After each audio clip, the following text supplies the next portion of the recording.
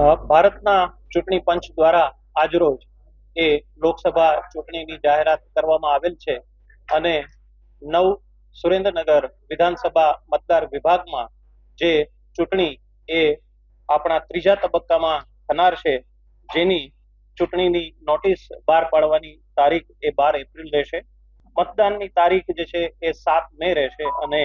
મતગણતરીની જે તારીખ છે એ 4 જૂન રહેશે.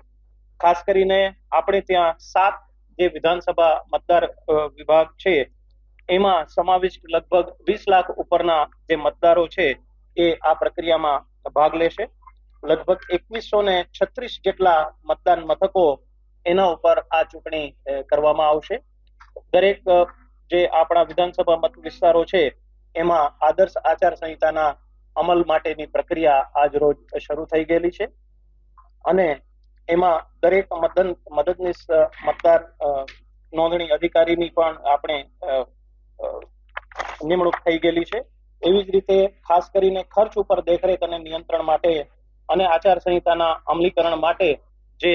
અમારી ખાસ એફએસટી જે કહીએ છીએ એ ફ્લાઇંગ સ્ક્વોડ ટીમ 35ની રચના થયેલી છે, જેનું કામકાજ આજથી જ શરૂ થશે અને આ રીતની કુલ અલગ અલગ 146 જેટલી ટીમો એસએસટી, બીએસટી, વીવીટી અને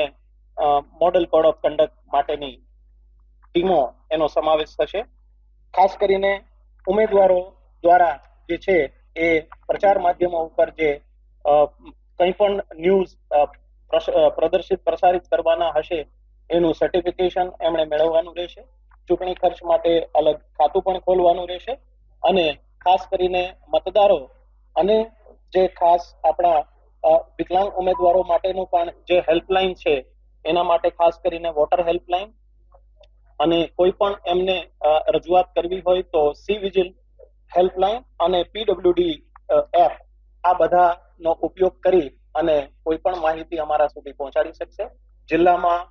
તમામ આપણા જિલ્લા મથકે અને તમામ વિધાનસભા મતદાર વિભાગના મથકે આપણે કંટ્રોલ રૂમ જે છે એ કાર્યરત કર્યા છે, જેના નંબર્સ પણ